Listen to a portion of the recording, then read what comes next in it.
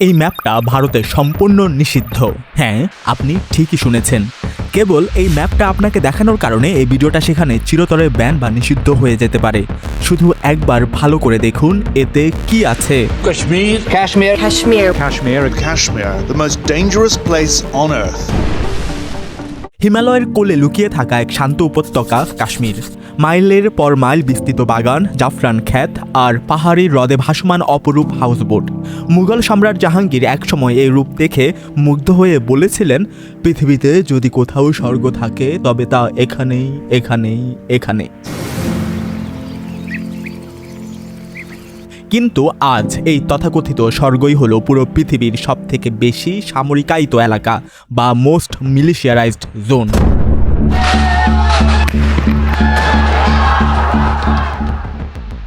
যেখানে চোখ যাবে শুধু সেনা ছাউনি, চেকপোস্ট, কংক্রিটের বাংকার, অন্ধকার জিজ্ঞাসাবাদ কেন্দ্র আর 24 ঘন্টা নজরদারির সার্ভেলেন্স টাওয়ার। তিনটি পারমাণবিক শক্তিধর দেশ আজ এই এক উপত্যকার সীমান্তে এসে মুখোমুখি দাঁড়িয়েছে। ভারত আর পাকিস্তান এই এক টুকরো মাটির জন্য এ পর্যন্ত তিনটি বড় বড় যুদ্ধ করেছে। দুই দেশই পুরো অঞ্চলটাকে নিজেদের বলে দাবি করে, আর যারা তাদের এই দাবিকে অস্বীকার করে রাষ্ট্র তাদের মুহূর্তেই অপরাধী বা টেরোরিস্ট ঘোষণা করে দেয়। মাত্র গত বছরও তারা এই কাশ্মীর নিয়ে একে অপরের উপর বোমা বর্ষণ করেছে। এখানে মৃতের সংখ্যা আজ লাখ লাখ ছাড়িয়েছে।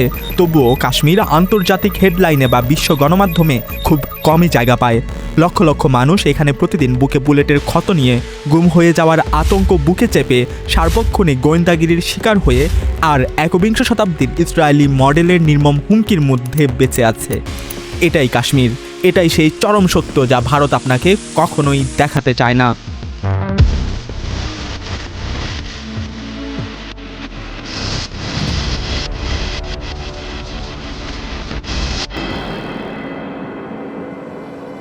(1947 সাল। প্রায় 2 শতাব্দী ধরে ব্রিটিশ সাম্রাজ্য এখানকার কোটি কোটি মানুষের ভাগ্যবিধাতা সেজে বসেছিল। তাদের কলোনি অর্থাৎ এই ব্রিটিশ রাজ ছিল বিশাল। তারা এর বেশিরভাগ অংশ সরাসরি শাসন করত, কিন্তু প্রায় অর্ধেকটা চালাতো 562টি দেশীয় স্বাধীন রাজ্য বা প্রিন্সলি স্টেটের মাধ্যমে। এগুলো ছিল মূলত দেশীয় রাজপুত্রদের রাজ্য, যারা ব্রিটিশ রাজমুকুটের প্রতি অনুগত্য আর নিয়মিত রাজস্ব বা লুট দেওয়ার বিনিময়ে নিজেদের অভ্যন্তরীণ বিষয়গুলো নিজেরাই পরিচালনা করত। কিন্তু এখন ব্রিটিশদের চলে যাওয়ার সময় ঘনিয়ে এসেছিল। মহাত্মা গান্ধী, জওহরলাল নেহরু, মোহাম্মদ আলী জিন্নাহ আর নেতাজি সুভাষচন্দ্র বোসের মতো মহান মানুষেরা দশকের পর দশক ধরে এই ব্রিটিশদের বের করে দেওয়ার লড়াই করেছিলেন। মূল পরিকল্পনা ছিল 1948 সালের জুনের মধ্যে ক্ষমতা হস্তান্তর করা হবে, কিন্তু 1947 সালের মার্চ মাসে ব্রিটিশ ভাইসরয় লর্ড মাউন্টব্যাটেন এসে এক অদ্ভুত কাণ্ড করলেন। তিনি ক্ষমতা হস্তান্তরের সময়সীমা পুরো 1 বছর এগিয়ে আনলেন। নতুন তারিখ ঘোষণা করা হলো 1947 সালের আগস্ট। মাত্র 10 সপ্তাহ। হ্যাঁ, একটি আস্ত উপমহাদেশকে ডিকলোনাইজ করতে শত শত ভাষা, ডজন ডজন ধর্ম, প্রাচীন রাজ্য আর নানা জাতিগোষ্ঠীর মানুষকে ভাগ করতে তারা সময় পেল মাত্র 10 সপ্তাহ। এই মানুষগুলোর মধ্যে মিল বলতে শুধু এটুকুই ছিল যে ব্রিটিশরা একসময় সবাইকে তরবারির জোরে জয় করেছিল আর তাদের চারপাশে একটা কৃত্রিম সীমানা এঁকে দিয়েছিল। শেষমেশ ব্রিটিশরা রাজি হলো তাদের এই কলোনিকে 2 ভাগে ভাগ করতে। একটি মুসলিম রাষ্ট্র পাকিস্তান আর অন্যটি হিন্দু সংখ্যাগরিষ্ঠ ধর্মনিরপেক্ষ রাষ্ট্র ভারত। কিন্তু মানচিত্রে পাকিস্তান কোনো একটানা বা এক খণ্ডের দেশ ছিল না। পশ্চিম পাকিস্তান একদিকে, পূর্ব পাকিস্তান অন্যদিকে, আর মাঝখানে 1000 কিলোমিটারেরও বেশি জুড়ে বিস্তৃত ছিল প্রতিপক্ষ Bharat. The great symbol of the British Empire came down for the last time to be replaced by the banner of the new Indian government. 1947 সালের 15 আগস্ট ব্রিটিশ সাম্রাজ্যের ইউনিয়ন জ্যাক শেষবারের মতো নামানো হলো। জায়গা করে নিল নতুন স্বাধীন ভারত সরকারের তেরেঙ্গা পতাকা। ব্রিটিশরা চলে গেল, কিন্তু যাওয়ার ঠিক 2 দিন পর 17 আগস্ট তারা প্রকাশ করলো এই একেবারে নতুন দেশগুলোর সীমানা রেখা, রেড ক্লিফ লাইন।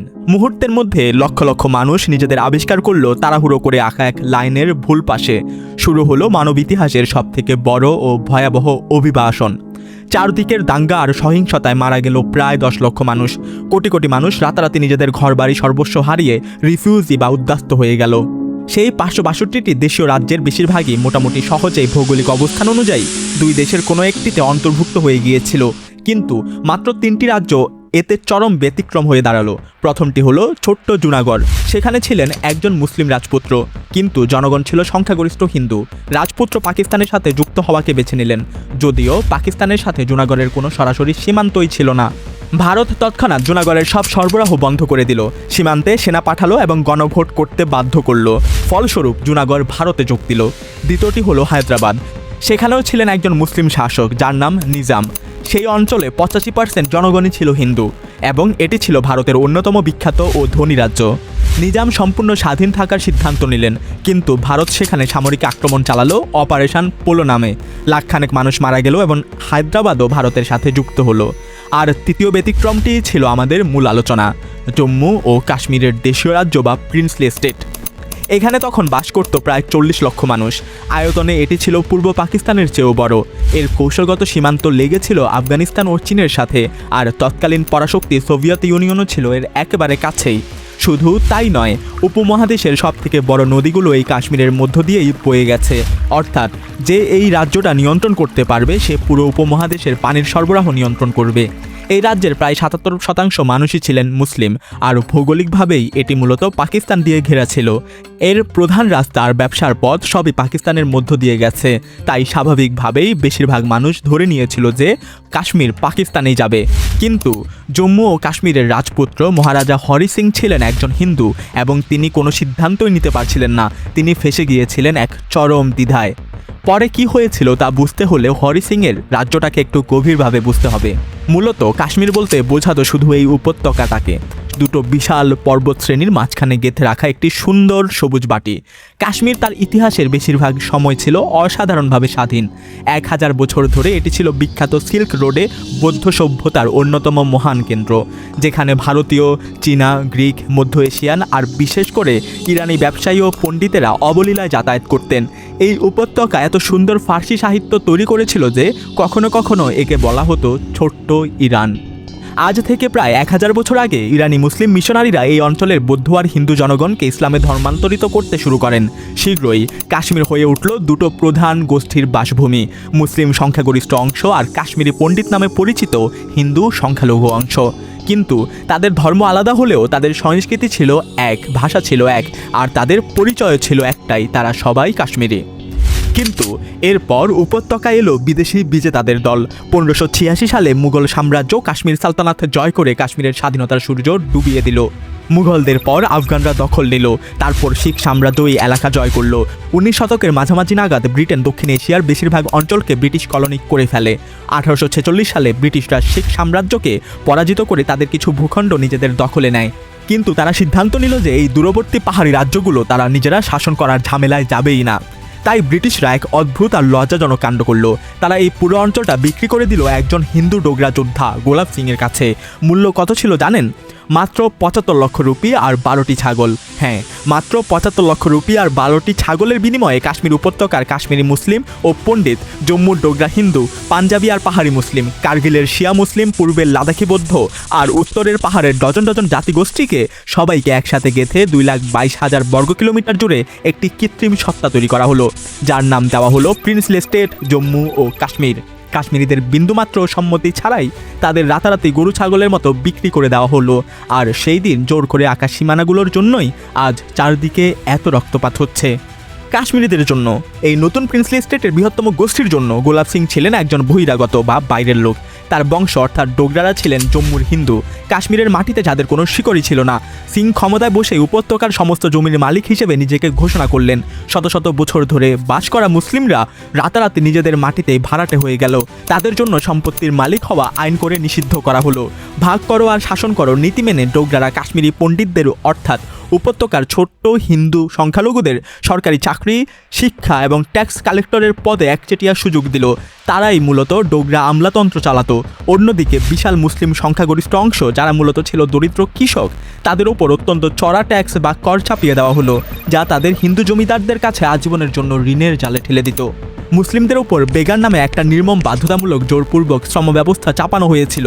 ডোগরাদের রাস্তা বানানো দরকার, কোনো ডোগরা সাম্রান্তের ভারী মালপত্র পাহাড়ে বহন করতে হবে, সব এই মুসলিমদের দিয়েই করানো হতো, তাও বিনা পারিশ্রমিকে। তারা ছিল ডোগরা রাষ্ট্রের সস্তা সম্পত্তি।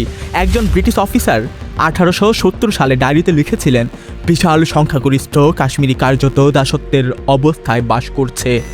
1930 সাল নাগাদ গোলাপ সিংয়ের বংশ এশিয়ার সব থেকে ধনী পরিবারগুলোর একটা হয়ে উঠেছিল, অথচ উপত্যকার 1%-এরও কম কাশ্মীরি মুসলিম তখন পড়তে বা লিখতে পারত।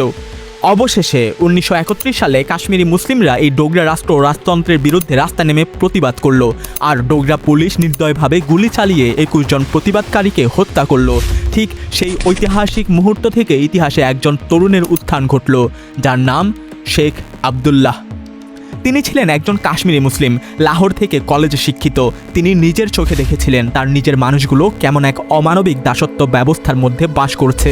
হিন্দু জমিদারের কাছে ঋণী মুসলিম কৃষক, ডোগরা রাজকুমারের হয়ে ট্যাক্স তুলে দেওয়া পণ্ডিত কেরানি। তিনি চিনেছিলেন এমন একটা ব্যবস্থা যা সংখ্যাগরিষ্ঠ কাশ্মীরিকে প্রতিনিয়ত ডাকাতি করছে। তিনি একটা নতুন রাজনৈতিক দল গড়লেন, ন্যাশনাল কনফারেন্স। এটি ছিল সম্পূর্ণ ধর্মনিরপেক্ষ, হিন্দু, শিখ আর মুসলিম সবার জন্য এর দরজা উন্মুক্ত ছিল। তিনি নতুন কাশ্মীরের এক নতুন যুগান্তকারী ইশতেহার লিখলেন, জমি তারই যে চাষ করে। জোরপূর্বক শ্রম আর জমিদার প্রথার সম্পূর্ণ বিলোপ, বিনামূল্যে শিক্ষা এবং নারী ও শ্রমিকদের সমান অধিকার। অমুসলিম সদস্যরা এই দলে খুব কমই এলেন, কিন্তু এই পার্টি দ্রুত কাশ্মীরের সবথেকে জনপ্রিয় শক্তিতে পরিণত হলো। 1946 সালে যখন বাকি ভারত ব্রিটিশদের বিরুদ্ধে লড়াই করছে, কাশ্মীরে তখন স্বাধীনতা আন্দোলন চলছিল ডোগরা রাজতন্ত্রের বিরুদ্ধে। ক্ষিপ্ত মহারাজা শেখ আবদুল্লাহ সহ হাজার হাজার আন্দোলনকারীকে জেলে পুরলেন। তাহলে পরিস্থিতিটা বুঝুন। সময়টা 1947 সালের আগস্ট মাস। মহারাজা হরি সিং তখনও কোনো সিদ্ধান্ত নিতে পারেননি। তিনি আসলে মনে মনে যা চাইতেন তা হলো সম্পূর্ণ স্বাধীনতা, যাতে তার সিংহাসন আর এই রাজকীয় সুযোগ সুবিধা চিরকাল বজায় থাকে। পাকিস্তানে যোগ দেওয়া মানে একটা মুসলিম সরকারের অধীনে নিজের ক্ষমতা হারানো, আবার ভারতে যোগ দেওয়া মানে ইন্ডিয়ান ন্যাশনাল কংগ্রেস আর তার প্রধানমন্ত্রী জওহরলাল নেহরুর হাতে ক্ষমতা তুলে দেওয়া, যারা আবার প্রকাশ্যে শেখ আবদুল্লাহ ও ন্যাশনাল কনফারেন্সের সাথে হাত মিলিয়েছেন। যে আন্দোলন বছরের পর বছর ধরে মহারাজা হরি সিংকে সিংহাসন থেকে সরানোর চেষ্টা করছিল, অথচ বেশিরভাগ সাধারণ কাশ্মীরি চাইছিল ডোগরা শাসক ছাড়া সম্পূর্ণ একটি স্বাধীন ও সার্বভৌম কাশ্মীর। 1947 সালের আগস্টে মহারাজা পুঞ্চের মুসলিমদের ওপর হঠাৎ ট্যাক্স বাড়িয়ে দিলেন। পুঞ্চের মানুষেরা বেশিরভাগ মুসলিম হলেও তারা জাতিগতভাবেই কাশ্মীরি ছিলেন না, তারা ছিলেন পাঞ্জাবি আর পাহাড়ি ভাষাভাষী, বর্তমান পাকিস্তানের সাথে যাদের ছিল গভীর আত্মিক সম্পর্ক। তারা এই অন্যায় ট্যাক্স বৃদ্ধির তীব্র প্রতিবাদ করলো। মহারাজা তাদের উপর নির্বিচারে গুলি চালালেন, যা পুরো পুঞ্চ জুড়ে এক বিশাল পাকিস্তানপন্থী সশস্ত্র বিদ্রোহের জন্ম দিল। বিদ্রোহীরা দ্রুত বেশিরভাগ জেলা দখল করে নিল এবং একটি আজাদ জম্মু ও কাশ্মীর সরকার ঘোষণা করল। বিদ্রোহ চারদিকে ছড়িয়ে পড়তে থাকলে মহারাজা হরি সিং মরিয়া হয়ে উঠলেন। তিনি জানতেন কাশ্মীর উপত্যকা কিংবা পশ্চিম বা উত্তর অংশ তিনি কোনোভাবেই ধরে রাখতে পারবেন না, কিন্তু তিনি ভাবলেন হয়তো জম্মু, যা তাদের ডোগরাদের মূল মাতৃভূমি, সেটা ধরে রাখা যাবে। কিন্তু সিংয়ের প্রধান সমস্যা ছিল যে জম্মুর 70% মানুষই ছিল মুসলিম। এরপরই ইতিহাসের সেই কালো অধ্যায়টি নেমে এলো। 1947 সালের অক্টোবর এবং নভেম্বর মাস। ডোগরা সেনাবাহিনী জম্মুর মুসলিম কৃষকদের পদ্ধতিগতভাবে নিরস্ত্র করতে শুরু করলো। এরপর তারা হাত মেলালো ভারতের এক হিন্দু জাতীয়তাবাদী উগ্র সংগঠন RSS এর সাথে। এই RSS হলো এমন এক ডানপন্থী গোষ্ঠী যার মূল প্রতিষ্ঠাতা ও নেতারা প্রকাশ্যে হিটলারের ফ্যাসিবাদের প্রশংসা করেছিলেন এবং নাৎসিদের ইহুদি নির্মূলের পদ্ধতিকে ভারতের জন্য আদর্শ মডেল হিসেবে উল্লেখ করেছিলেন। জম্মু থেকে তখন একের পর এক ভয়ানক খবর আসতে শুরু করলো। সেখানকার মুসলিমরা জীবন বাঁচাতে পালাচ্ছে, আর মহারাজার কর্মকর্তাদের সরাসরি প্ররোচনায় শিখ ও হিন্দু উগ্রবাদীদের হাতে তারা নির্মমভাবে কুপিয়ে খুন হচ্ছে। স্বয়ং মহাত্মা গান্ধী তখন লিখেছিলেন, জম্মুর হিন্দু আর শিখরা এবং বাইরে থেকে যারা এসেছিল তারা সবাই মিলে মুসলিমদের হত্যা করেছে। কাশ্মীরের মহারাজা সেখানে যা হচ্ছে তার জন্য সম্পূর্ণ দায়ী। মহারাজার সেনাবাহিনী আর RSSের মিলিশিয়ারা মিলে জম্মুর মাটিতে মাত্র কয়েক সপ্তাহে প্রায় 1 লক্ষ মুসলিমকে নির্বিচারে হত্যা করল। লক্ষ লক্ষ মানুষ জীবন বাঁচাতে নবগঠিত আজাদ কাশ্মীরে পালিয়ে গেল। জম্মুর এই ভয়াবহ গণহত্যার কথা যখন সীমান্ত পেরিয়ে পাকিস্তানে পৌঁছালো, তখন পাকিস্তান থেকে হাজার হাজার সশস্ত্র পাঠান উপজাতি, যাদের অনেকেই ছিল পুঞ্চের মুসলিমদের আত্মীয়, তারা সীমান্ত পেরিয়ে তাদের মুসলিম ভাইদের মুক্ত করতে কাশ্মীরে প্রবেশ করলো। পাকিস্তানের প্রচ্ছন্ন মদদে আসা এই পাঠান যোদ্ধারা দ্রুত এগিয়ে আসতে লাগলো, কিন্তু তাদের কেউ কেউ উগ্র আচরণ, লুটপাট আর সাধারণ মানুষের ওপর আক্রমণ করে কাশ্মীরের স্থায়ী জনগণকে নিজেদের শত্রু বানিয়ে ফেলল। হাজার হাজার সশস্ত্র পাঠান যোদ্ধার মুখোমুখি হয়ে মহারাজা হরি সিং সম্পূর্ণ ঘাবড়ে গেলেন। তিনি শ্রীনগর থেকে পালিয়ে জম্মুতে আশ্রয় নিলেন এবং ভারতের কাছে জরুরি সামরিক সাহায্য চাইলেন। ভারত সাহায্য করতে রাজি হলো, কিন্তু তারা এক কঠিন শর্ত জুড়ে দিল। যদি মহারাজা জম্মু ও কাশ্মীরের পুরো প্রিন্সলি স্টেটকে অফিসিয়ালি ভারতের সাথে যুক্ত করেন, তবে ভারতীয় সেনা কাশ্মীরে নামবে। ভারতের প্রধানমন্ত্রী নেহেরু খুব ভালো করে জানতেন যে রাজতন্ত্র বা মহারাজা হরি সিংয়ের কোনো নৈতিক বৈধতা নেই। তাদের পরিবার টাকা দিয়ে মানুষ কিনেছিল, তারা জোর করে শাসন করেছে এবং জনগণ তাদের মনে প্রাণে প্রত্যাখ্যান করেছে। তবুও নেহেরু নিজের লক্ষ্য করেছিলেন যে কাশ্মীরের জনগণের কোনো বড় অংশ এই মহারাজাকে সমর্থন করে না, ফলে কাশ্মীরের ভবিষ্যৎ ঠিক করার কোনো অধিকার মহারাজার ছিলই না। কিন্তু ইতিহাসের নির্মম পরিহাস, তিনি সেটাই করলেন।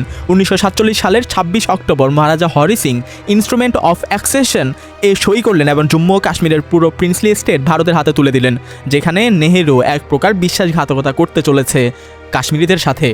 পরদিনই ভারতীয় সেনাবাহিনী বিমানে করে শ্রীনগর এসে পৌঁছালো এবং পাকিস্তান সমর্থিত উপজাতীয় যোদ্ধাদের পিছু হটাতে শুরু করলো।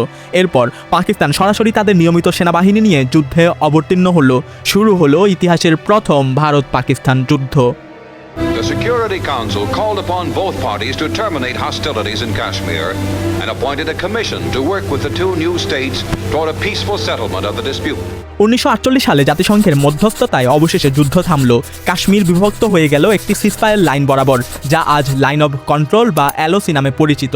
ভারত পেল সমৃদ্ধ কাশ্মীর উপত্যকা, জম্মু ও লাদাখ।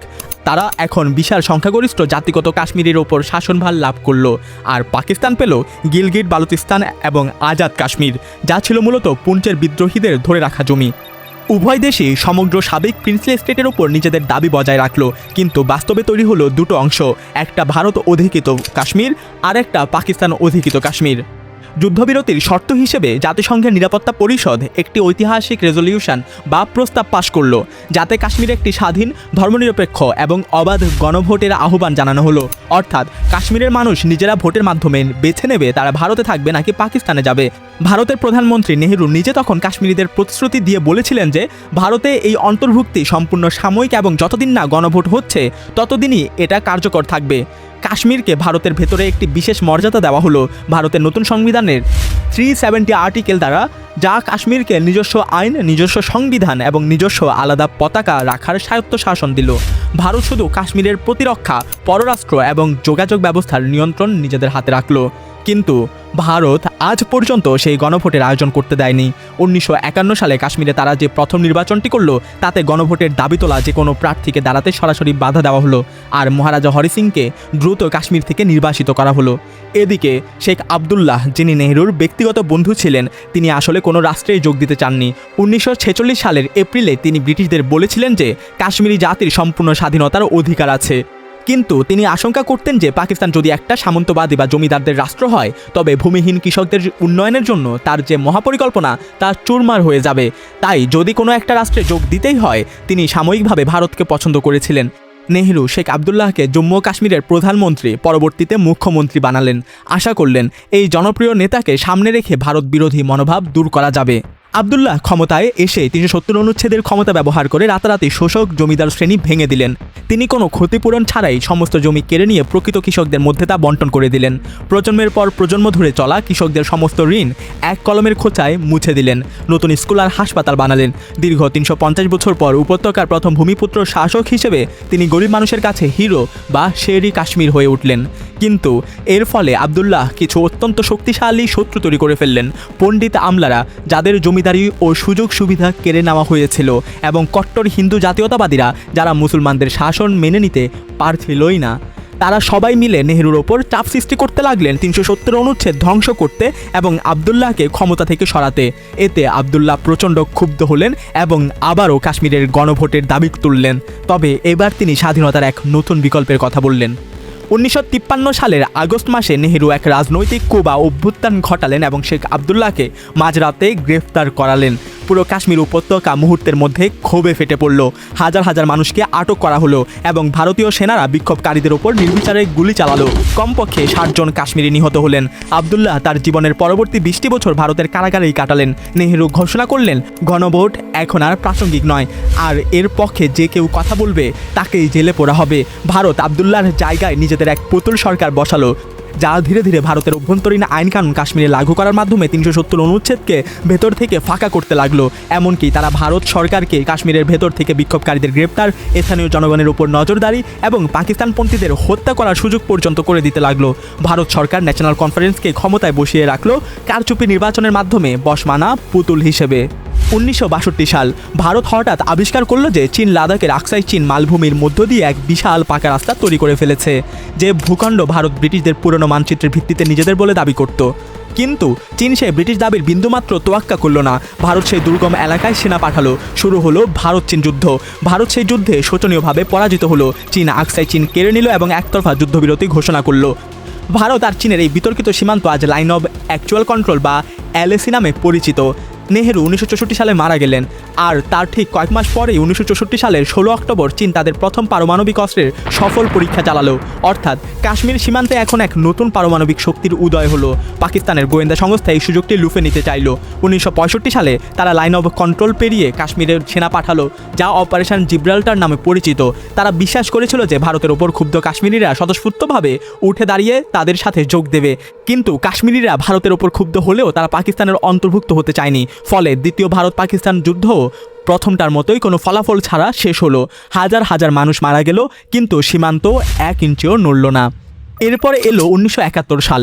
বাংলাভাষী পূর্ব পাকিস্তান, যা স্বাধীনতার পর থেকে পশ্চিম পাকিস্তানে পাঞ্জাবি শাসক গোষ্ঠী দ্বারা চরম বৈষম্য ও শোষণের শিকার হচ্ছিল, তারা বিদ্রোহ ঘোষণা করলো। পাকিস্তানি সেনাবাহিনী পূর্ব পাকিস্তানে এক নৃশংস গণহত্যা চালালো, যাতে প্রায় 30 লক্ষ বাঙালি শহীদ হলেন। মার্কিন যুক্তরাষ্ট্র তখন ভূরাজনৈতিক স্বার্থে পাকিস্তানকে সম্পূর্ণ কূটনৈতিক কভার এবং অস্ত্র সরবরাহ করছিল। ভারত এই সুযোগে তার চিরপ্রতিদ্বন্দ্বীকে গুড়িয়ে দেওয়ার সিদ্ধান্ত নিল। তারা বাংলাদেশের মুক্তিযুদ্ধে সরাসরি হস্তক্ষেপ করলো, যুদ্ধে জয়লাভ করলো, পাকিস্তানকে 2 ভাগ করে দিল এবং পৃথিবীর মানচিত্রে স্বাধীন সার্বভৌম বাংলাদেশ নামক রাষ্ট্রের জন্ম হলো। এই যুদ্ধের পর 1974 সালে ভারতও তাদের প্রথম পারমাণবিক পরীক্ষা সম্পন্ন করলো, যার নাম স্মাইলিং বুদ্ধা। এ নিয়ে আমাদের পূর্বে একটা ডকুমেন্টারিও আছে, দেখতে চাইলে আই বাটনে ক্লিক করবেন। কাশ্মীরের সীমান্তে তখন 2টো পারমাণবিক শক্তির মুখোমুখি অবস্থান। এদিকে শেখ আবদুল্লাহ, যার বয়স তখন 70 বছর, তিনি জীবনের 2টি দশক ভারতের কারাগারে কাটিয়েছেন। তিনি দেখলেন পাকিস্তান আজ পঙ্গু, ভারত পারমাণবিক শক্তিতে বলিয়ান, আর আন্তর্জাতিক সম্প্রদায় কাশ্মীরের বিষয়ে সম্পূর্ণ উদাসীন। ভারত তাকে আবারও জম্মু ও কাশ্মীরের মুখ্যমন্ত্রী হওয়ার প্রস্তাব দিল, তবে শর্ত একটাই, তাকে গণভোটের দাবি চিরতরে ছেড়ে দিতে হবে এবং মেনে নিতে হবে যে কাশ্মীর ভারতের অবিচ্ছেদ্য অংশ। কোনো উপায় না দেখে ভাঙা মন নিয়ে আবদুল্লাহ 1975 সালে এই চুক্তিতে সই করলেন। ক্ষমতায় ফিরে আবদুল্লাহর সরকার 1978 সালে পাবলিক সেফটি অ্যাক্ট বা পিএসএ নামক একটি কালো আইন পাশ করলো, যা ভারতীয় বাহিনীকে যে কোনো কাশ্মীরিকে বিনা বিচারে কোনো কারণ ছাড়াই 2 বছর পর্যন্ত আটকে রাখার আইনি ক্ষমতা দিল। কাশ্মীরিরা স্তম্ভিত হয়ে দেখল তাদের এক সময়ের মহান নায়ক কীভাবে শত্রুসম রাষ্ট্রের কাছে আত্মসমর্পণ করলেন এবং নিজের জনগণের সাথে বিশ্বাসঘাতকতা করলেন। কিন্তু তারও আসলে কিছুই করার ছিল না। ভারতের জালে তিনি বাজেভাবে আটকা পড়েছিলেন। শেখ আবদুল্লাহ 1982 সালে মারা যান। ততদিনে কাশ্মীরের একটি নতুন প্রজন্ম বড় হয়ে উঠেছে, যারা আবদুল্লাহর দেওয়া শিক্ষা ও সংস্কারের আলো পেয়েছিল। তারা শিক্ষিত হয়েছিল, বড় বড় পেশায় প্রবেশ করেছিল, কিন্তু বাস্তবে তারা নিজেদের আবিষ্কার করলো কারচুপির নির্বাচন, ভারতের চাপিয়ে দেওয়া পুতুল সরকার আর এক শ্বাসরুদ্ধকর পুলিশি রাষ্ট্রের ভেতরে। 1987 সালের বিধানসভা নির্বাচনের জন্য এই শিক্ষিত কাশ্মীরি তরুণেরা একটা নতুন গণতান্ত্রিক জোট গঠন করল, মুসলিম ইউনাইটেড ফ্রন্ট বা MUF। তারা ভেবেছিল বন্দুক নয়, বরং গণতান্ত্রিক উপায়ে ভোটের মাধ্যমে তারা নিজেদের অধিকার ফিরে পাবে। পুরো উপত্যকা জুড়ে এক অভূতপূর্ব সাড়া জাগলো। কাশ্মীরের ইতিহাসে সেবার ভোটার উপস্থিতি ছিল সবথেকে বেশি, কিন্তু যখন ফলাফল ঘোষণা করা হলো তখন দেখা গেল এক নগ্ন ও ঐতিহাসিক কারচুপি হয়েছে। চরম অজনপ্রিয় ভারতীয় পুতুল দল ন্যাশনাল কনফারেন্সকে জোর করে প্রায় সব আসনে বিজয়ী ঘোষণা করা হলো। হাজার হাজার তরুণ কাশ্মীরি যারা এই গণতান্ত্রিক ব্যবস্থার ওপর বিশ্বাস রেখে ভোট দিতে এসেছিল, তাদেরকে কোনো অভিযোগ ছাড়াই গ্রেপ্তার করা হলো এবং কারাগারে নিয়ে অমানসিক নির্যাতন করা হলো। 1988 সালে ভারতীয় বাহিনী বিক্ষোভকারীদের ওপর সরাসরি গুলি চালালো। ঠিক সেই সময়ে কাশ্মীরের এক সাধারণ স্কুল শিক্ষকের কথা আজ পুরো উপত্যকার মনের কথা হয়ে দাঁড়িয়েছিল। অ্যাসেম্বলি নির্বাচনে কি হয়েছিল আপনারা দেখেছেন। ভারত আমাদের নিজেদের প্রতিনিধি বেছে দেওয়ার মতো মৌলিক অধিকারও কখনো দেবে না। কাশ্মীর আজ একটি অবরুদ্ধ কলোনি। এখানে শান্তি আর মর্যাদা কেবল বন্দুকের নলের মাধ্য দিয়েই আসতে পারে। এদিকে JKLF বা জম্মু ও কাশ্মীর লিবারেশন ফ্রন্ট, যা আজাদ কাশ্মীর ভিত্তিক একটি সংগঠন ছিল, তারা 1977 সাল থেকেই একটি ধর্মনিরপেক্ষ বামপন্থী কাশ্মীরি জাতীয়তাবাদের কথা বলে আসছিল। তারা ভারত বা পাকিস্তান কোনো দেশেই যোগ দিতে চায় না, তারা চায় সমগ্র সাবেক দেশীয় রাজ্যের পূর্ণ স্বাধীনতা। এই কারণে পাকিস্তানও তাদের প্রতিষ্ঠাতাকে জেলে পুরেছিল, আর জেকেএলএফের অপর প্রতিষ্ঠাতা মাকবুল ভাটকে ভারত 1984 সালে ফাঁসি দেয়। এত বছর ধরে তাদের এই সশস্ত্র সংগ্রামে ডাক সাধারণ কাশ্মীরিদের মনে তেমন কোনো সাড়াই জাগাতে পারেনি, কারণ তারা অহিংসায় বিশ্বাস করত। কিন্তু 1987 সালের সেই নগ্ন নির্বাচনী কারচুপির পর কাশ্মীরি তরুণদের সমস্ত ধৈর্য ভেঙে গেল। তারা দলে দলে সীমান্ত পেরিয়ে পাকিস্তান যেতে শুরু করলো অস্ত্র আর সামরিক প্রশিক্ষণের খোঁজে। 1989 সাল নাগাদ প্রথম সশস্ত্র মিলিট্যান্টরা উপত্যকায় ফিরে এলো। জেকেএলএফ মিলিট্যান্টরা সরকারি স্থাপনায় বোমা মারতে এবং ভারতীয় কর্মকর্তাদের টার্গেট করতে শুরু করলো। 1989 সালের ডিসেম্বরে তারা ভারতের নতুন স্বরাষ্ট্রমন্ত্রীর মেয়েকে কিডন্যাপ করলো এবং 5 জন বন্দি কমরেডের বিনিময়ে তাকে মুক্ত করলো। শ্রীনগরের রাস্তায় তখন হাজার হাজার মানুষ নেমে এসে আজাদি আজাদি আজাদি স্লোগানে আকাশ বাতাস কাঁপিয়ে তুলল।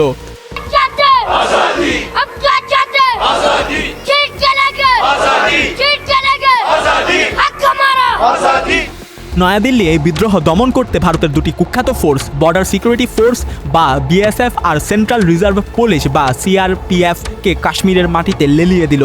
এই বাহিনীর সৈন্যরা ছিল সম্পূর্ণ বহিরাগত এবং অমুসলিম। 1990 সালের 21 জানুয়ারি সেন্ট্রাল রিজার্ভ পুলিশ শ্রীনগরের গাউকাদাল ব্রিজে নিরস্ত্র কাশ্মীরি বিক্ষোভকারীদের ওপর নির্বিচারে লাইভ বুলেট চালিয়ে 50 জনকে ঘটনাস্থলে হত্যা করল। মাত্র এক সপ্তাহ ভারতীয় নিরাপত্তা বাহিনী 300 জনেরও বেশি নিরস্ত্র বিক্ষোভকারীকে গুলি করে মারল। পুরো কাশ্মীর উপত্যকা রাতারাতি এক রক্তক্ষয়ী যুদ্ধক্ষেত্রে পরিণত হলো। উপত্যকায় বসবাসকারী প্রায় 1,25,000 কাশ্মীরি পণ্ডিতদের জন্য, যারা ছিল মোট জনসংখ্যার মাত্র 4%, এই সময়টা ছিল অত্যন্ত ভয়ানক। কাশ্মীরে কেন্দ্রীয় সরকারি কর্মচারীদের 80% এরও বেশি ছিলেন এই হিন্দু পণ্ডিতেরা। জেকেএলএফ যখন ভারতীয় রাষ্ট্রযন্ত্রের উপর আঘাত করছিল, তখন অনেক ক্ষেত্রে এই পণ্ডিতেরাও তাদের হামলার শিকার হচ্ছিলেন। জেকেএলএফ শুধু পণ্ডিতদেরই নয়, বরং বহু কাশ্মীরি মুসলিম এবং যারা তাদের এই সশস্ত্র পন্থার বিরোধিতা করেছিল তাদেরও হত্যা করেছে। 1989 সালের সেপ্টেম্বরে জেকেএলএফ হিন্দু জাতীয়তাবাদী দল বিজেপি এর কাশ্মীর শাখার সভাপতিকে হত্যা করে। নভেম্বরে তারা একজন পণ্ডিত বিচারককে হত্যা করে, যিনি মাকবুল ভাটকে ফাঁসির আদেশ দিয়েছিল। 1990 সালের মাঝামাঝি নাগাদ প্রায় 30 থেকে 80 জন পণ্ডিত মিলিটেন্টদের হাতে নিহত হন। কিন্তু অদ্ভুত বিষয় হলো, উপত্যকায় মোতায়েন থাকা হাজার হাজার ভারতীয় সেনা তাদের সুরক্ষায় এগিয়ে আসেনি। 1990 সালের শুরুর দিকে মাত্র কয়েক সপ্তাহের মধ্যে প্রায় 1 লক্ষ কাশ্মীরি পণ্ডিত প্রাণ ভয়ে উপত্যকা ছেড়ে পালিয়ে যেতে বাধ্য হলেন। তারা জম্মুর নোংরা শরণার্থী ক্যাম্পে গিয়ে আশ্রয় নিলেন, যেখানে ভারতীয় রাষ্ট্র তাদের কার্যত পরিত্যাগ করলো। পণ্ডিতেরা তাদের আদি ভিটেমাটি হারালো, আর কাশ্মীর উপত্যকা হারালো তার হাজার বছরের বহুতত্ত্ববাদী সংস্কৃতির একটা বড় অংশ। 1990 সালের মে মাসে একজন বিশিষ্ট কাশ্মীরি ধর্মীয় নেতা নিহত হলেন। প্রায় 2 লক্ষ মানুষ তার জানাজায় অংশ নেয়। ভারতীয় বাহিনী আবারও সেই শোকার্ত মানুষের ওপর গুলি চালায়, 55 জন নিহত হন। এই গণবিদ্রোহ দমন করতে ভারত সরকার ব্রিটিশ ঔপনিবেশিক আমলের একটি চরম কালো আইন কাশ্মীরে কার্যকর করে, যার নাম armed forces special powers act বা আফস্পা। এই আইনটি ভারতীয় সৈন্যদের এই ক্ষমতা দিল যে তারা যে কোনো মানুষকে সন্দেহবশত কোনো ওয়ারেন্ট ছাড়াই আটক করতে পারবে এবং কোনো আদালতের বিচার ছাড়াই সরাসরি গুলি করে হত্যা করতে পারবে। এটি ছিল সম্পূর্ণ আইনি অনাক্রমতা বা লাইসেন্স টু কিল। কাশ্মীরিদের জন্য এর মানে ছিল একজন সাধারণ ভারতীয় সৈন্য তাদের সাথে যা খুশি করতে পারবে। খুন, ধর্ষণ, লুটপাট করলেও ভারতের কোনো আদালত তাকে স্পর্শ অবধি করতে পারবে না। শুরু হলো কর্ডন অ্যান্ড সার্চ অপারেশন বা ক্র্যাকডাউন। উপত্যকার প্রতিটি গ্রামের প্রতিটি পুরুষ এই নরক যন্ত্রণা ভোগ করেছে। These men had been dragged from their beds in the early hours so their houses could be searched. So they came here, they surrounded the whole village. All the villagers were forced to leave their houses and go and sit outside. They were kept outside for 3 days, apparently, by the security forces. The security forces then searched through the whole village. সন্দেহভাজন তরুণদের জিজ্ঞাসাবাদের নামে torture সেন্টারে নিয়ে গিয়ে পিটিয়ে মেরে ফেলা হতো, আর নারীরা শিকার হতেন গণধর্ষণের। এটি ছিল পুরো কাশ্মীরি জাতিকে আতঙ্কিত করে নতজানু করার একটি সম্মিলিত রাষ্ট্রীয় শাস্তি বা collective punishment. The army agreed that they did enter the village of Kunan Pushpura on the night of the 23rd of February. They say they questioned people and found some arms. But these people have given human rights investigators a more harrowing account of what took place. They say the men of the village were taken from their homes and tortured, and that at least 53 women left alone with their children were gang raped. 53 women gave statements to human rights investigators. The youngest was 13, the oldest 80. This woman was pregnant at the time of the incident. She says that 3 days after she was raped and beaten, her child was born with a broken arm.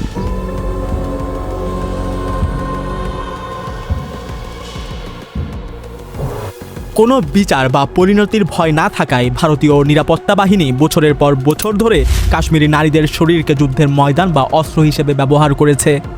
হাজার হাজার কাশ্মীরি তরুণকে নিয়ে যাওয়া হলো ভারতের কুখ্যাত সব torture সেন্টারে, যার নাম শুনলে আজও কপালে ঘাম জমে। পাপা 1, পাপা 2, কার্গো সেন্টার, কী সব ভয়ানক নাম। সেখানে বন্দীদের পায়ের পাতা করাত দিয়ে কেটে দেওয়া হতো, ওয়াটার বোর্ডিং করা হতো, আর ভারী লোহার রোলার দিয়ে তাদের হাত পায়ের হাড় চূর্ণ বিচূর্ণ করে দেওয়া হতো। 60,000-এরও বেশি মানুষকে কোনো প্রমাণ বা চার্জশিট ছাড়াই এই দুর্গন্ধময় নরককুণ্ডে বছরের পর বছর আটকে রাখা হয়েছিল। হাজার হাজার পুরুষ সেনাবাহিনীর ক্যাম্প থেকে চিরতরে গুম হয়ে গেল। তাদের পরিবার আজও জানে না তাদের সন্তানেরা বেঁচে আছে নাকি মারা গেছে।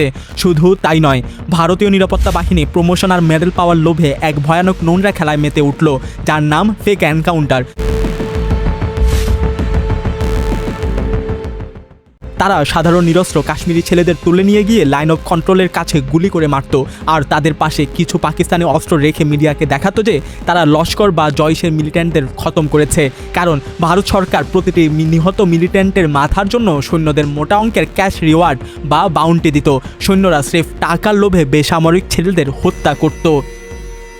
কাশ্মীরি মায়েদের তখন নিজেদের পারিবারিক ফটো অ্যালবামগুলো নিজেদের হাতে পুড়িয়ে ধ্বংস করতে হয়েছিল, কারণ ক্র্যাকডাউনের সময় কোনো তরুণের ছবিতে যদি সামান্যতম সন্দেহ হতো বা কেউ যদি স্রেফ একটি পাকিস্তানি ক্রিকেট জার্সি পরা ছবি রাখত, তবেই তার কপালে জুটত অবর্ণনীয় নির্যাতন আর মৃত্যু। As tales of atrocities abound, Kashmiri nationalism grows. There are no friends of India in Kunan Pushpora.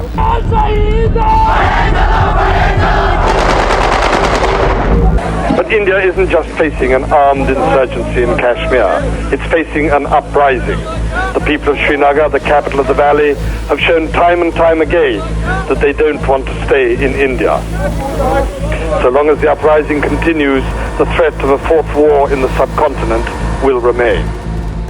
1980-এর দশক জুড়ে মার্কিন যুক্তরাষ্ট্র, সৌদি আরব আর পাকিস্তান মিলে আফগানিস্তানে একটি কমিউনিস্ট বিরোধী ব্লক গঠন করেছিল।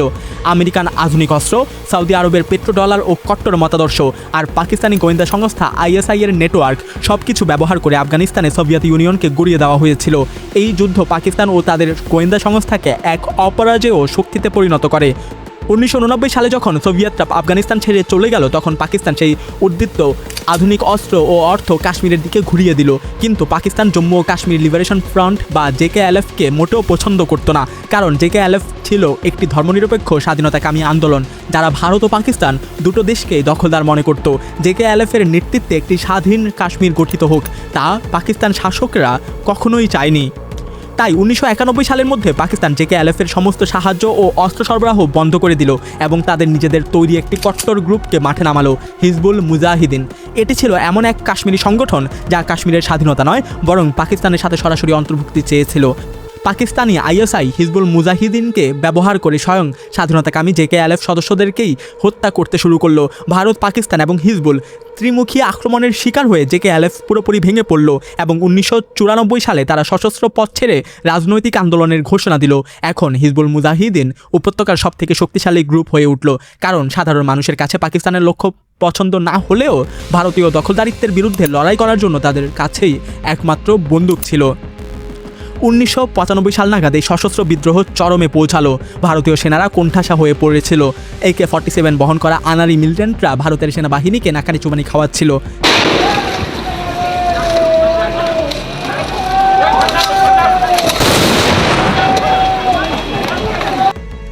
তখন ভারত সরকার এক নতুন নোংরা চাল চাললো। তারা কিছু আত্মসমর্পণকারী বা লোভী সাবেক মিলিট্যান্টদের নিজেদের দলে টানলো, তাদের বিপুল অস্ত্র দিল, মোটা বেতন দিল, আর তাদের লেলিয়ে দিল সাধারণ কাশ্মীরিদের ওপর। Men walking through the bazaar and AK-47 casually draped across their shoulder. Each one of these men was once a dreaded militant. Today they make up the valley's largest group of surrendered militants, the JK Ikhwan, armed men who switched sides and now work for the state. কাশ্মীরিরা এদের নাম দিল ইখাওয়ানি, অর্থাৎ চরম চরম বিশ্বাসঘাতক। আন্তর্জাতিক পরিভাষায় এদের বলা হয় ডেথ স্কোয়াড। যেহেতু এরা স্থানীয় ছিল, এরা মিলিটেন্টদের সমস্ত গোপন আস্তানা ও তাদের সমর্থকদের চিনত। ভারতীয় সেনাবাহিনীর পূর্ণ সুরক্ষায় এই ইখওয়ানিয়ারা উপত্যকা জুড়ে ডাকাতি, চাঁদাবাজি, ঘরবাড়ি জ্বালানো আর নির্বিচারে হত্যাকাণ্ড চালাতে শুরু করলো, তাও ভারতীয় সেনাবাহিনীর ছত্রছায়ায়। পাকিস্তান সমর্থিত হিজবুল মুজাহিদিনরা কোনো রকমে আরও কিছুদিন লড়াই চালিয়ে গেল, কিন্তু তারা আর টিকলই না।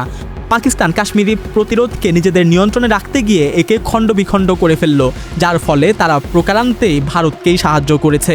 কারণ ভারত এখন খুব সহজেই বিশ্ব দরবারে বলতে পারল যে কাশ্মীরে কোনো গণ আন্দোলন নেই, যা আছে তা হলো পাকিস্তানের স্পন্সর করা ইসলামী সন্ত্রাসবাদ। 1998 সালের মে মাস ভারত হঠাৎ রাজস্থানের থর মরুভূমিতে 5টি পারমাণবিক ডিভাইসের সফল বিস্ফোরণ ঘটালো। এর মাত্র কয়েকদিন পর পাকিস্তানও পাল্টা আঘাত হিসেবে 6টি পারমাণবিক বিস্ফোরণ ঘটিয়ে বিশ্বকে জানিয়ে দিল তারাও আজ পারমাণবিক শক্তিধর রাষ্ট্র। কাশ্মীর সীমান্তে এখন 3টি পরমাণু বোমার অধিকারী দেশ মুখোমুখি দাঁড়িয়ে। কাশ্মীরকে লাখ লাখ সৈন্যে ভরিয়ে দিয়ে তাদের আফসায় আইনি সুরক্ষা দিয়ে আর জনগণের ওপর ইখওয়ানি ডেথ স্কোয়াড লিলিয়ে দিয়ে ভারত সাময়িকভাবে সেই সশস্ত্র বিদ্রোহকে দমন করতে সক্ষম হলো, যেন কাশ্মীরে সব কিছুই সদা স্বাভাবিক ছিল। ভারতীয় বাহিনী মিলিটেন্টদের ঠেলে পাকিস্তানের দিকে কোণঠাসা করে দিল, যেন সার্কাস্টিক উপায়ে জানাচ্ছে এবার মিলিটেন্টদের পাকিস্তান থেকে অস্ত্র আনার যে স্ট্রাগল ছিল তা পুরোপুরি শেষ হয়েছে। 1990 দশকের শেষ দিকে কাশ্মীরের স্বসংগঠন যেমন JKFL এবং হিজবুল মুজাহিদিন গ্রুপকে ভারত পাকিস্তান দুপক্ষ থেকেই সাইডলাইন করে দেওয়া হলো। পাকিস্তানের ISI, লস্করি তাইয়েবা আর জয়শি মোহাম্মদের মতো ছোটোখাটো গ্রুপগুলোকে অস্ত্র সরবরাহ শুরু করলো, যারা মূলত পাকিস্তানের হতদরিদ্র পাঞ্জাবি নাগরিক, যারা কাশ্মীরের জাতীয়তাবাদ থেকে সৌদির আইডিওলজির প্রতি বেশি লয়াল ছিল। তারা JKFL বা হিজবুল মুজাহিদিনের মতো কাশ্মীরি জনগণের সাথে বসবাস করেনি, তারা সরাসরি পাকিস্তানের নিয়ন্ত্রণে থাকলো এবং কাশ্মীরের বাইরের টার্গেটে হামলা চালাতেও তারা রাজি ছিল। 2000-এর দশকের মাঝামাঝি নাগাদ আদিবাসী কাশ্মীরি মিলিটেন্টদের প্রতিরোধ প্রায় স্তিমিত হয়ে আসে, কিন্তু এই কলোনিয়াল শাসনের মূল্য দিতে হয়েছিল সাধারণ মানুষকে। এই লড়াইয়ে প্রায় 1 লক্ষ কাশ্মীরি মানুষ প্রাণ হারিয়েছিলেন, যাদের বিশাল সংখ্যাগরিষ্ঠ অংশই ছিল সাধারণ নিরপরাধ বেসামরিক মুসলিম নাগরিক। ভারতীয় বাহিনী কাশ্মীরের আনাচে কানাচে প্রায় 6500-এরও বেশি অজ্ঞাত গণকবর রেখে গেছে। উপত্যকায় জন্ম নিয়েছে 90,000-এরও বেশি এতিম শিশু। প্রায় 8 থেকে 10,000 তরুণ আজ অবধি নিখোঁজ, যাদের মায়েরা আজ 25 বছর ধরে প্রতিদিন দরজার দিকে তাকিয়ে আছেন যদি তাদের সন্তান ফিরে আসে। তবুও এই দখলদারিত্ব শেষ হয়নি। আজ প্রায় 7 লক্ষ ভারতীয় সৈন্য এই ছোট্ট কাশ্মীরি উপত্যকাকে অবরুদ্ধ করে রেখেছে, অর্থাৎ প্রতি 20 জন কাশ্মীরি নাগরিকের বিপরীতে একজন সশস্ত্র সৈন্য। উপত্যকা জুড়ে সেনা ছাউনি, বাংকার আর ইসরায়েল থেকে কেনা হাইটেক ড্রোন কাশ্মীরকে উপত্যকার মানুষের জন্য একটি জীবন্ত দৈনন্দিন কারাগারে পরিণত করেছে। 2010 সাল 3টি লাশ গণকবর থেকে তোলা হলো। ভারতীয় সেনারা দাবি করল এরা সীমান্ত পেরিয়ে আসা বিদেশি সন্ত্রাসী, কিন্তু নিরপেক্ষ তদন্তে বেরিয়ে এলো এক ভয়ঙ্কর সত্য। এরা ছিল কাশ্মীরের স্থানীয় সাধারণ 3 কিশোর, যাদের ভারতীয় সৈন্যরা চাকরির লোভ দেখিয়ে ক্যাম্পে নিয়ে গিয়ে ঠান্ডা মাথায় খুন করেছিল স্রেফ বাউন্টি বা প্রমোশনের ক্যাশ রিওয়ার্ডের জন্য। মুহূর্তের মধ্যে পুরো কাশ্মীর আবার ক্ষোভে ফেটে পড়ল। এবার বন্দুক নয়, কাশ্মীরের তরুণেরা বেছে নিল সম্পূর্ণ এক নতুন পথ, গণবিক্ষোভ ও পাথর ছোড়ার আন্দোলন। হাজার হাজার কিশোর তরুণ সামরিক বাংকারগুলো ঘিরে ধরে স্লোগান দিতে লাগলো, গো ইন্ডিয়া গো ব্যাক। রাস্তায় নেমে আসা মায়েরা চিৎকার করে বলতে লাগলেন, আমাদের এখানে কিসের স্বাধীনতা আছে? ভারতীয় সৈন্যদের দ্বারা ধর্ষিত হওয়ার স্বাধীনতা, আমাদের আজাদি চাই।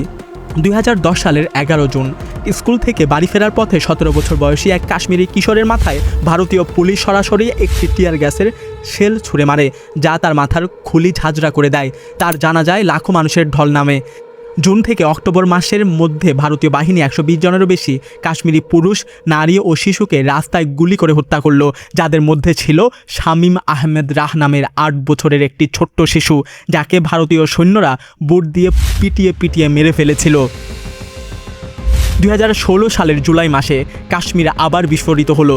এবার ভারত নিয়ে এলো এক নতুন মরণাস্ত্র, পেলেট গান। 2016 সালে ভারতীয় বাহিনী কাশ্মীরিদের লক্ষ্য করে প্রায় 13 লক্ষ ধারালো ধাতব পেলেট বা ছড়রা গুলি ছুঁড়েছিল। এই ক্ষুদ্র ধাতব টুকরোগুলো সরাসরি মানুষের চোখ ঝাঁঝরা করে দিল। শত শত তরুণ, এমনকি 4 বছরের শিশুও চিরতরে অন্ধ হয়ে গেল। ভারতীয় নিরাপত্তা বাহিনী ইচ্ছে করে কাশ্মীরিদের মুখের দিকে তাক করে এই পেলেট ছুটত, যাতে তারা সারা জীবনের জন্য পঙ্গু ও অন্ধ হয়ে যায়। সে বছর 100 জন বিক্ষোভকারী নিহত এবং 15,000 মানুষ গুরুতর আহত হন। 2014 সালে ভারতে ক্ষমতা এলেন নরেন্দ্র মোদী, যিনি ছিলেন উগ্র হিন্দুত্ববাদী সংগঠন আরএসএসের একজন আজীবন নিষ্ঠাবান সদস্য। ভারতের প্রধানমন্ত্রী হওয়ার আগে মোদী বিখ্যাত ছিল গুজরাট দাঙ্গায় 2000 মুসলিম নিধনের মাধ্যমে। তার দল বিজেপি বিশ্বাস করে যে ভারতকে একটি খাঁটি হিন্দু রাষ্ট্র বা হিন্দু জাতিতে পরিণত করতে হবে, যেখানে মুসলিম ও খ্রিস্টানেরা হলো বহিরাগত শত্রু, যাদের হয় দাস বানিয়ে রাখতে হবে, নয়তো দেশ থেকে তাড়িয়ে দিতে হবে। দশকের পর দশক ধরে হিন্দু জাতীয়তাবাদীরা কাশ্মীরের বিশেষ মর্যাদা 370 অনুচ্ছেদ বাতিলের দাবি করে আসছিল। 2019 সালের 4 আগস্ট রাতে কাশ্মীরের ইতিহাসে এক অভূতপূর্ব ঘটনা ঘটল। হঠাৎ করে পুরো উপত্যকার সমস্ত ফোন লাইন, মোবাইলের নেটওয়ার্ক এবং ইন্টারনেট সংযোগ সম্পূর্ণ কেটে দেওয়া হলো। উপত্যকা জুড়ে এক ভয়ানক ব্ল্যাকআউট, কঠোর কারফিউ জারি করে লক্ষ লক্ষ মানুষকে তাদের নিজেদের ঘরের ভেতরে বন্দী করা হলো। পাবলিক সমাবেশ সম্পূর্ণ নিষিদ্ধ হলো এবং অতিরিক্ত 9 লক্ষ ভারী সশস্ত্র সৈন্য পুরো অঞ্চলের নিয়ন্ত্রণ নিয়ে নিল। পরদিন সকালে 5 আগস্ট কাশ্মীরিদের সাথে কোনো প্রকার আলোচনা ছাড়াই একতরফাভাবে ভারতের পার্লামেন্টে 370 নম্বর অনুচ্ছেদ বাতিল করে দেওয়া হলো। জম্মু ও কাশ্মীরকে ভেঙে 2টি কেন্দ্রশাসিত অঞ্চলে ভাগ করা হলো, জম্মু কাশ্মীর এবং লাদাখ। তাদের রাজ্যের মর্যাদাও কেড়ে নেওয়া হলো। এগুলো এখন সরাসরি নয়াদিল্লি থেকে পরিচালিত কলোনি। সমস্ত রাজনৈতিক নেতা, সাংবাদিক, আইনজীবী, এমনকি শিশুদেরও তুলে নিয়ে গিয়ে তীব্র নির্যাতন করা হলো। ভারত এই সব কিছু করেছিল টানা 500 দিনেরও বেশি সময় ধরে, পুরো কাশ্মীরকে দুনিয়া থেকে বিচ্ছিন্ন রেখে, যা ছিল বিশ্ব ইতিহাসের দীর্ঘতম কমিউনিকেশন শাটডাউন। কাশ্মীর ডুবে রইল সম্পূর্ণ অন্ধকারে। 370 অনুচ্ছেদ বাতিলের সাথে সাথে চলে গেল অনুচ্ছেদ 35 ক বা আর্টিকেল 35A, যা কাশ্মীরের ভূমিপুত্রদের অধিকার রক্ষা করত। অর্থাৎ কেবল কাশ্মীরের স্থায়ী বাসিন্দারাই সেখানে জমি কিনতে বা সরকারি চাকরি পেতে পারত। সেটা চলে যাওয়ায় এখন যে কোনো ভারতীয় নাগরিক কাশ্মীরে গিয়ে জমি কিনতে পারবে, স্থায়ীভাবে বসতি স্থাপন করতে পারবে এবং চাকরি পাবে। অর্থাৎ কাশ্মীরের ডেমোগ্রাফি বা মুসলিম সংখ্যাগরিষ্ঠতা পরিবর্তন করে সেখানে মোদী সরকার তার স্বপ্নের হিন্দু কাশ্মীর তৈরি করার মিশন শুরু করেছে।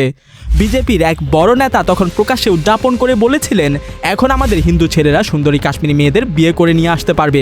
আর ভারতের একজন কনসাল জেনারেল নিউ ইয়র্কে কাশ্মীরি পণ্ডিতদের এক সভায় দাঁড়িয়ে স্পষ্ট বলেছিলেন, ভারতের উচিত কাশ্মীরে হুবহু ইসরায়েলি মডেল অনুসরণ করা। ফিলিস্তিনিদের যেভাবে তাড়িয়ে ইসরায়েল আজ বসতি স্থাপন করেছে, আমরাও কাশ্মীরে সেটাই করব। যখন কাশ্মীরিরা সম্পূর্ণ ইন্টারনেট ব্ল্যাকআউটের মধ্যে ঘরের ভেতর বন্দী ছিল, তখন দিল্লির কর্পোরেটদের কাছে কাশ্মীরের বিশাল লিথিয়াম, বক্সাইট আর বনের চুক্তি জলের দরে বিক্রি করে দেওয়া হলো। ভারতীয় বুলডোজার এখন প্রতিদিন কাশ্মীরিদের ঘরবাড়ি গুড়িয়ে দিচ্ছে। হাজার হাজার কাশ্মীরি রাতারাতি বাস্তুচ্যুত হচ্ছে। আজ ভারত বিশ্বের বুকে সাংবাদিকদের জন্য অন্যতম বিপজ্জনক দেশ, আর ডিজিটাল নজরদারিতে তারা বৈশ্বিক নেতা, যার প্রথম পরীক্ষাগার হলো এই কাশ্মীর। ইসরায়েলের কুখ্যাত পেগাসাস স্পাইওয়ার দিয়ে হাজার হাজার কাশ্মীরি নাগরিকদের ফোন হ্যাক করে সার্বক্ষণিক নজরদারি করা হচ্ছে।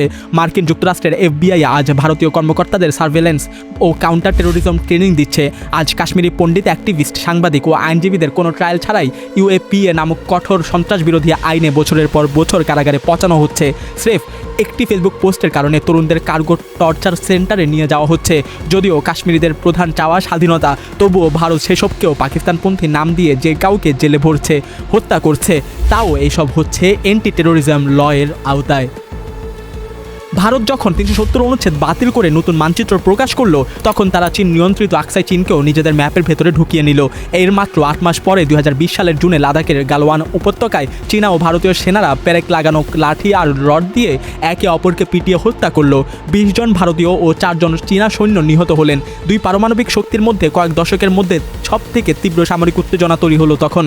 কিন্তু বর্তমান ভূরাজনীতিতে মোদির ভারত এখন চীনের বিরুদ্ধে মার্কিন যুক্তরাষ্ট্রের এক অত্যন্ত গুরুত্বপূর্ণ সামরিক অংশীদার। ফলে আমেরিকা বা পশ্চিমা বিশ্ব ভারতের এই চরম মানবাধিকার লঙ্ঘনের দিকে সম্পূর্ণ চোখ বুজে আছে। কাশ্মীরকে আন্তর্জাতিক লাইমলাইট থেকে সম্পূর্ণ দূরে রাখা হয়েছে। মোদি সরকার বিশ্বকে দেখাচ্ছে যে কাশ্মীর এখন সম্পূর্ণ নর্মাল বা স্বাভাবিক। সেখানে লাখ লাখ পর্যটক ঘুরতে যাচ্ছে। পর্যটকরা এই বিশাল সামরিক উপস্থিতি দেখে ভাবছে এটা নিরাপত্তা, কিন্তু স্থানীয় বাসিন্দারা প্রতিদিন গ্রেপ্তার, ভয় আর এক অন্তহীন দাসত্বের মধ্যে বাস করছে। এখন যেন এটাই সেখানের নতুন স্বাভাবিক অবস্থা। কিন্তু এই তথাকথিত স্বাভাবিকতার বেলুন খুব দ্রুতই ফেটে গেল। গত বছর অর্থাৎ 2025 সালের এপ্রিলে একদল সশস্ত্র গেরিলা কাশ্মীরের বিখ্যাত পর্যটন কেন্দ্র পেহেলগাম এর এক ঘন বনের ভেতর প্রবেশ করে সরাসরি 25 জন ভারতীয় হিন্দু পর্যটক এবং একজন কাশ্মীরি মুসলিম গাইডকে গুলি করে হত্যা করল। এটি ছিল গত কয়েক দশকের মধ্যে কাশ্মীরে ভারতীয় বেসামরিক নাগরিকদের ওপর সবথেকে বড় ও ভয়ানক হামলা। উপত্যকায় 7 লক্ষেরও বেশি ভারতীয় সেনা মোতায়েন থাকা সত্ত্বেও সেদিন সাধারণ মানুষকে বাঁচানোর জন্য কাছে কোনো একটা সৈন্য ছিল না। ভারত সরকার কোনো প্রমাণ ছাড়াই দাবি করলো এর পেছনে পাকিস্তানি গ্রুপ লস্করি তৈয়বা রয়েছে। এর মাত্র 2 সপ্তাহ পর ভারত সরাসরি পাকিস্তানের ভেতরে প্রবেশ করে মিসাইল হামলা চালালো।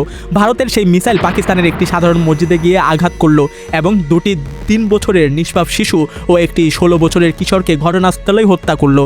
পাকিস্তানও পাল্টা আঘাত হিসেবে ভারতের উপর বোমা বর্ষণ করলো। আর এই 2 পারমাণবিক দেশের পারস্পরিক বোমা বর্ষণের মূল খেসারত দিতে হলো কাশ্মীরের সাধারণ মানুষকে।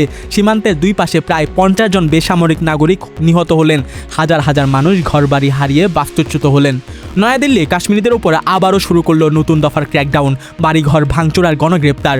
অবশেষে গত 10 মে ডোনাল্ড ট্রাম্পের একতরফা মধ্যস্থতায় যুদ্ধবিরতি ঘোষণা করা হলো। পাকিস্তান তা মেনে নিলেও ভারত এখনও নীরব। তারা ট্রাম্পকে চটাতেও পারছে না, আবার কাশ্মীরকে নিজেদের অভ্যন্তরীণ বিষয় বলা থেকেও সরতে পারছে না। নরেন্দ্র মোদী স্পষ্ট বলেছেন, লড়াই কিন্তু শেষ হয়নি, এটা সাময়িক যুদ্ধবিরতি মাত্র। এখনও কাশ্মীরের সাধারণ জনগণেরা গ্রেপ্তার হচ্ছে, মারা যাচ্ছে, জমি দখল হচ্ছে গাছের পাতার মতো।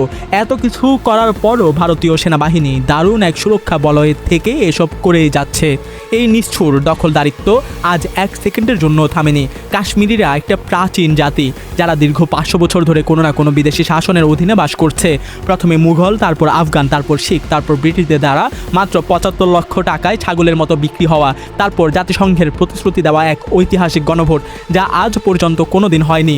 দশকের পর দশক ভারতীয় রাষ্ট্র দ্বারা চরম রাষ্ট্রীয় সন্ত্রাসের শিকার, পাকিস্তান দ্বারা কেবল নিজেদের স্বার্থে ব্যবহার হয়ে আজ তারা আন্তর্জাতিক সম্প্রদায় দ্বারা সম্পূর্ণ উপেক্ষিত। কাশ্মীরিরা কোনো নিয়ন্ত্রণ করার মতো সিকিউরিটি থ্রেট বা নিরাপত্তার হুমকি নয়।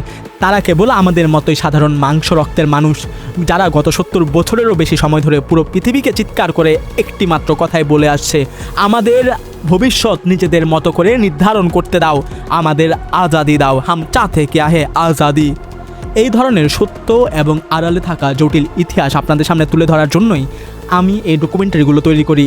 কারণ বিশ্বটাকে অনেক বেশি বোঝা যায় যখন আপনি কোনো বড় সংকট বা শিরোনাম আসার আগেই তার পেছনের আসল প্রেক্ষাপট বা কনটেক্সটটা বুঝতে পারেন। আজকের ভিডিওটা দেখার জন্য আপনাকে অসংখ্য ধন্যবাদ। দেখা হবে আগামী পর্বে এমনই কোনো রোমাঞ্চকর ডকুমেন্টারি নিয়ে। বিদায়।